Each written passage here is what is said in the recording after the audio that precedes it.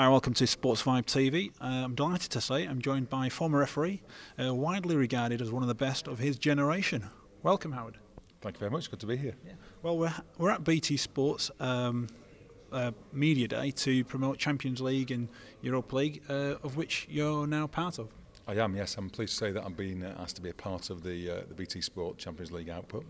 It's a great opportunity for me to be involved in hopefully giving a bit of insight and understanding into the decisions that are made by match officials on the pitch on these big games on Champions League nights. I've been doing a similar role on the Premier League for BT Sport as well. So it's pretty new. It's a good challenge for me as well to make sure that what I do talk about offers a bit of value to the watching public as well. But hopefully people will enjoy what I've got to say and it'll give them a different angle on the match coverage.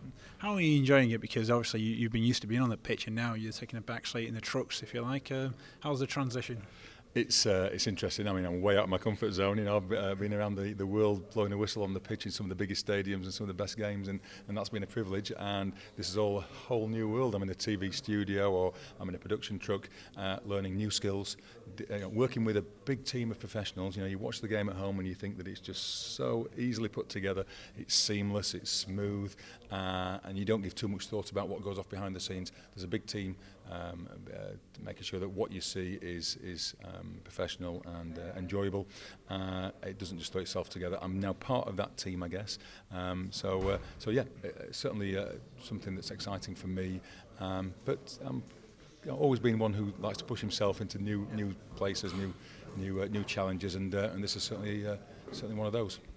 Now that the boot's on the other foot, are you laying into these referees when they make a bad decision, or are you a bit sympathetic? I'm definitely not laying into them. I mean, certainly I know exactly how hard the job can be. And of course, when I'm sat in the studio or in a production truck, I've got the benefit of all the replays, different angles, different speeds, and the referee on the pitch doesn't have any of that. So I'll never ever forget how difficult it can be out there. And certainly my role is not to criticise the ref. I think there's a misunderstanding, I guess, that anybody who moves from on the field as a referee into a broadcast role is there to criticise. I'm not. I'm there really to, I guess, humanise the role of the ref, try to give people a better understanding of what the job is all about, give some clarification on the correctness of decisions, and also give a bit of insight about what would have been going through a referee's mind, how the teamwork would happen between the referees, and just give a different angle really. Some views, some insight that wouldn't have previously been available. Obviously before now we've had players and coaches analysing officials' decisions as pundits. That's fine, but hopefully I can add a view from a more qualified position when we're talking about referees. I mean, you touched upon it, pressure. There's a lot of pressure on these referees nowadays because if they get the big decisions wrong, then there's a lot of pressure from, say, the players, the fans, media, and I guess you got to have a bit of a thick skin as a referee. Undoubtedly you do. You're totally aware that the decisions you're making could be match changing, and that match changing decision could affect the progress of a team into the knockout phase of the Champions League, or if we're in the quarter-finals, semi-finals.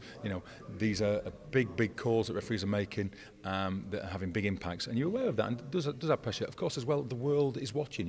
I used to go to Champions League games, and you'd be given a briefing sheet about just how much media were there. You're talking about the game being shown in so many countries, huge TV audience, so many journalists are there as well, and radio stations, and everybody's watching these big Champions League nights. So that brings pressure, but the pressure's part of what motivates you, I guess, and that's what evokes the emotion. When it goes well, it's a great feeling. Equally, if it doesn't go so well, you're ever so disappointed. I mean, you talk about you want to get the big decisions right, and there's been talk of video technology. I mean, are you a fan of trialling video technology to assist the referees? Yeah, I'm a fan of trialling it. Of course, I've always said that we need to be careful that we don't change the basic way the game is played.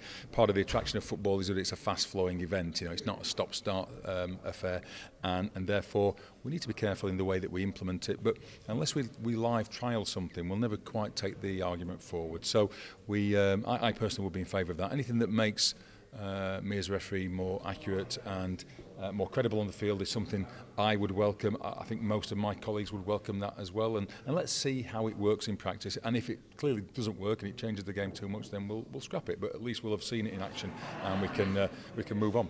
I mean, I have an idea. I mean, currently in your role, you're giving instant feedback on the decisions made by the referee. Why not just have a link to the referee and tell them there and then? Well, that's something that's been happening in a trial in the Netherlands. They've had a guy in a similar position to me in a broadcast truck. At the moment, he's not in communication with the referee on the field, but that's something they're looking to receive authorisation from the International FA Board to do.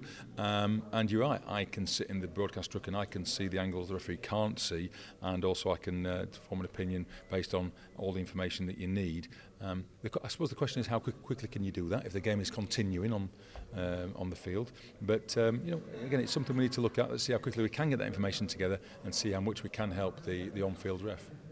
I mean, I guess there wasn't much muted talk of technology when you first started the game, considering the career that you've had. Plenty of fond memories? Yeah, 25 years ago. I mean, when I started out as a referee, I commenced this journey, which had these incredible stops along the way, I guess. And who'd have thought back then, when I was a failed footballer, my dad said, "Have you thought about becoming a ref?" And at first I said, "There's no way I want to be a ref, Dad. I really can't think of many more difficult things to be." But he encouraged me, and probably encouraged by a small match fee for doing kids football, I took it on and did it, and it started this incredible journey. And unbelievable things have happened to me through refereeing.